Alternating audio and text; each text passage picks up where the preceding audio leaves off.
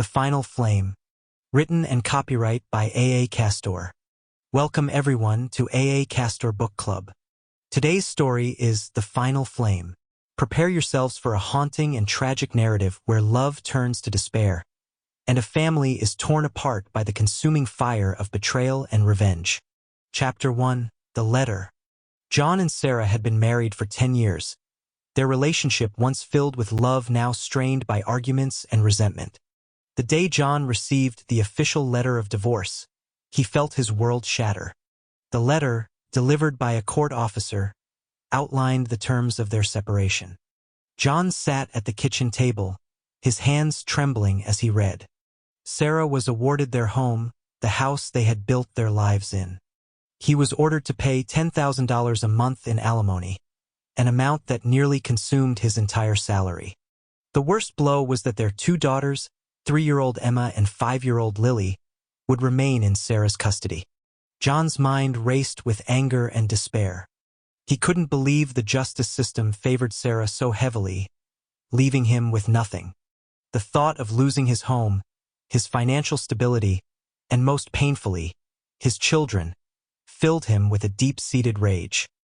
He hated how Sarah seemed to be rewarded while he was left with the ruins of their life together. As he sat alone in the house, John felt the weight of his impending isolation.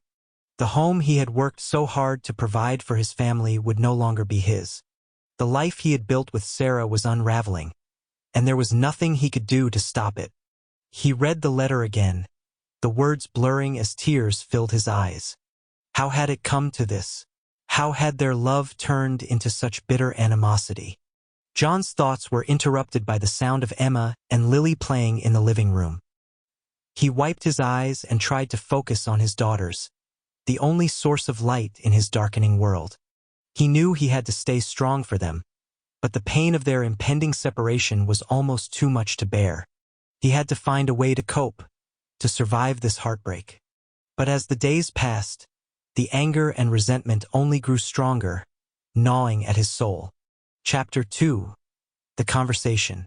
That afternoon, John watched his daughters play, their laughter a brief respite from his turmoil. He tried to push his anger aside, focusing on their innocent joy. But his heart broke anew when Lily, his 5-year-old, approached him with wide, questioning eyes. "Daddy, are you leaving us?" she asked, her small hand clutching his sleeve. "Mommy said you're not our dad anymore. She let us meet our new dad." John's heart sank, and his anger flared, but he forced himself to stay calm. He pulled Lily into a tight hug, the weight of his heartbreak pressing down on him. "I'll always be your dad, Lily," he whispered, his voice choked with emotion. Emma, the younger of the two, toddled over and joined the hug, her tiny arms wrapping around John's leg. He held them both close, his mind racing with the injustice of it all. How could Sarah introduce another man into their lives so quickly? How could she try to replace him as their father? "Why is Mommy doing this?" Lily asked, her voice muffled against his shirt. John took a deep breath, trying to find the right words. "Sometimes grown-ups make decisions that hurt others. But no matter what happens, I'll always love you and your sister." Lily looked up at him, her eyes filled with confusion and sadness. "Promise." "Promise," John said, kissing the top of her head. He felt a surge of determination. He had to protect his daughters, even if it meant sacrificing everything else. But how? The legal system had stripped him of his rights, his home, and soon his children. The sense of helplessness gnawed at him, and he struggled to keep his emotions in check. As the evening wore on, John found himself replaying the conversation with Lily in his mind. His anger towards Sarah intensified, fueled by the thought of another man stepping into his role as a father. The bitterness and resentment he felt were overwhelming, but he knew he had to keep it together for Emma and Lily. They were his world, and he couldn't let Sarah take them away from him completely. Chapter 3. The Plan. Days turned into weeks, and John's resentment grew. He read the divorce letter over and over, each word fueling his rage. Sarah wanted to take everything from him, his home, his money, his children. She wanted to be happy with someone else, to replace him entirely. If that was the life she wanted, John decided he would give it to her in the most drastic way possible. One day, while Sarah was at work, John stayed home.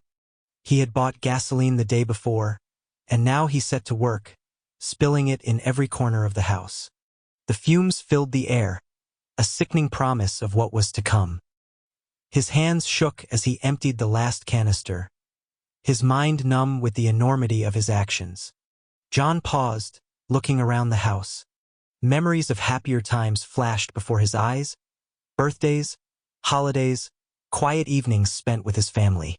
But those memories were tainted now, overshadowed by the bitterness and betrayal he felt. He knew there was no going back, no undoing what had been done. His marriage was over, his family torn apart. All that remained was to make sure Sarah felt the same pain he did. He walked upstairs to check on Emma and Lily, who were napping peacefully. Tears filled his eyes as he watched them, knowing what he was about to do. He bent down and kissed each of them on the forehead, whispering words of love and apology. They stirred slightly but did not wake. John's mind raced with thoughts of Sarah and the new life she was building without him. He imagined her laughing with her new partner, enjoying the life he had worked so hard to provide. The thought of her happiness fueled his resolve. If she wanted a new life, he would make sure it was one filled with regret and sorrow. As he stood in the hallway, the smell of gasoline heavy in the air, John took a deep breath. He knew what he had to do. He walked back downstairs, his footsteps echoing in the silent house. He reached into his pocket and pulled out a lighter, his hand shaking as he flicked it open. The small flame danced in the dim light, casting eerie shadows on the walls. With a final, resolute breath, John lit a match and dropped it onto the gasoline-soaked floor. The flames roared to life, quickly spreading through the house. He watched as the fire consumed everything, the heat intense and suffocating. The smell of burning wood and fabric filled the air, mingling with the scent of gasoline. John made his way back upstairs, the flames following him. He entered the girls' room and sat down on the floor, pulling Emma and Lily close to him. They stirred, waking up to the heat and smoke, but he held them tight, whispering soothing words. "Daddy's here," he murmured, tears streaming down his face. "Daddy's got you." The flames licked at the walls, the smoke thickening. John held his daughters close, feeling their small bodies warm against his. He closed his eyes, the heat and smoke overwhelming his senses. In those final moments, he thought of Sarah and the life she had taken from him. He hoped she would feel the same pain he did, the same sense of loss and despair. Chapter 4: The Fire. When Sarah returned home, she was greeted by a scene of horror. Flames engulfed the house, firefighters desperately trying to control the blaze. She screamed, her heart breaking as she realized her children and John were inside. She tried to run towards the house, but a firefighter held her back, his grip firm and unyielding. "Let me go. My babies are in there," she cried, struggling against him. The firefighter's face was grim. "We're doing everything we can, ma'am.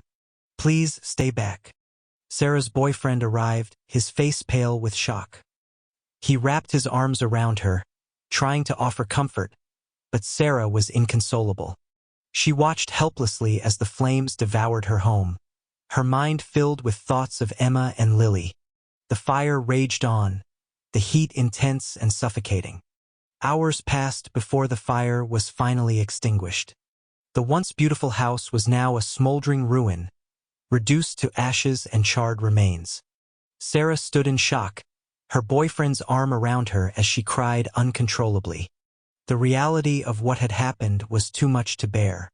The authorities began their investigation, sifting through the debris for any clues. The fire chief approached Sarah, his expression somber. "Ma'am, I'm afraid we found evidence that suggests the fire was deliberately set." Sarah's heart sank. "What do you mean?" He held up a charred gas canister. "We found these in several places around the house. It looks like someone intentionally started the fire. Sarah's grief turned to guilt and despair. She realized that John must have been responsible. The thought of him setting the fire, knowing their daughters were inside, was too much for her to comprehend. She collapsed to the ground, her body racked with sobs. As the days passed, Sarah's guilt only deepened. She blamed herself for what had happened, for not seeing the signs of John's despair. She replayed their arguments in her mind, wondering if there was something she could have done differently. The weight of her guilt and sorrow was unbearable. Chapter 5: The Aftermath. With John and the girls gone, Sarah struggled to find a reason to go on. She couldn't shake the feeling that she was responsible for their deaths, that her actions had driven John to such a desperate act. Her days were filled with an overwhelming sense of loss and regret. Sarah's boyfriend tried to be supportive, but he couldn't understand the depth of her pain. He encouraged her to seek therapy, to talk to someone about her feelings, but Sarah couldn't bring herself to open up. She felt trapped in a never-ending cycle of grief and guilt. The house was gone, the family destroyed, and Sarah was left with nothing but her sorrow. The once vibrant woman was now a shell of her former self, haunted by the memories of what she had lost. She couldn't escape the feeling that she had failed as a mother, that she had let her children down. The community rallied around her, offering support and condolences, but their words felt hollow. Nothing they said could bring back her family, could undo the damage that had been done. Sarah felt isolated, disconnected from the world around her. Months passed, but the pain never lessened. Sarah's depression deepened, consuming her every thought. She couldn't sleep, couldn't eat, couldn't find any joy in life. The image of her burning house, the thought of her children's final moments, were constant torment. One evening, unable to bear it any longer, Sarah made a decision. She wrote a letter to her boyfriend, thanking him for his support, but explaining that she couldn't go on. She couldn't live with the guilt, couldn't face another day without Emma and Lily. She hoped he would understand. With a heavy heart, Sarah ended her life, joining her daughters and husband in death. The news of her suicide shocked the community, leaving them to wonder if they could have done more to help her. But for Sarah, it was the only way to escape the unbearable pain. Epilogue. In the end, no one got what they wanted. The house was gone, the family destroyed, and the dreams of a new life turned to ashes. The story of John, Sarah, and their children became a tragic tale of love turned to bitterness, and a reminder of the devastating consequences of unchecked anger and despair. The community mourned their loss, but the memories of what had happened served as a stark warning of the fragility of life and the importance of compassion and understanding. For John and Sarah, their love story ended in the most tragic way possible, a testament to the destructive power of anger and the need for forgiveness. Their children, innocent victims of their parents' conflict, were a reminder of the importance of protecting those we love, even in the face of overwhelming pain. And for the community, the tale of the final flame would be a story passed down through generations, a somber reminder of the need to cherish and nurture the bonds that hold us together. Thank you for tuning in to today's episode. If you enjoyed the story and would like to hear more, please share this podcast with your friends and rate it on your favorite podcast platform. Don't forget to visit my website at www.tonyc.info for more content, updates, and exclusive behind-the-scenes insights.